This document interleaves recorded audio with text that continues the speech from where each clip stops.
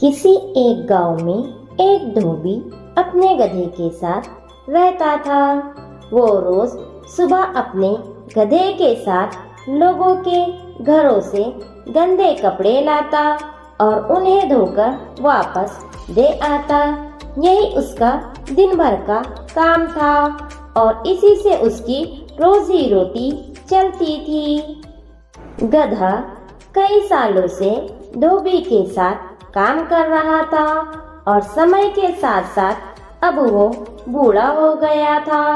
बढ़ती उम्र ने उसे कमजोर बना दिया था, जिस वजह से वो ज्यादा कपड़ों का वजन नहीं उठा पाता था। अपने गधे को गड्ढे में गिरा देख धोबी घबरा गया और उसे बाहर निकालने के लिए जतन करने लगा। बूढ़ा और कमजोर होने के बावजूद गधे ने गड्ढे से बाहर निकलने में अपनी सारी ताकत लगा दी, लेकिन गधा और धोबी दोनों नाकामयाब रहे। धोबी को इतनी मेहनत करते देख कुछ गांव वाले उसकी मदद के लिए पहुंच गए, लेकिन कोई भी उसे गड्ढे से बाहर नहीं निकाल पाया। तब गांव वालों ने धोबी से कहा कि गधा अब बूढ़ा हो गया है, इसलिए समझदारी इसी में है कि गड्ढे में मिट्टी डालकर उसे यही दफना दिया जाए। थोड़ा मना करने के बाद धोबी भी इस बात के लिए राजी हो गया।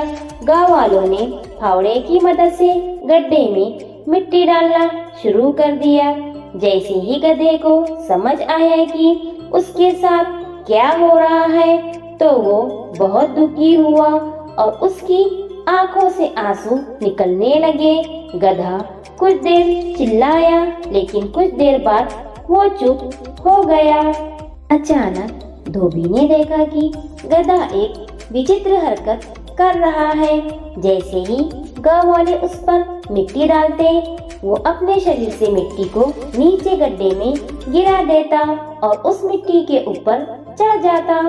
ऐसा लगातार करते रहने से गड्ढे में मिट्टी भरती रही और गधा उस पर चढ़ते हुए ऊपर आ गया।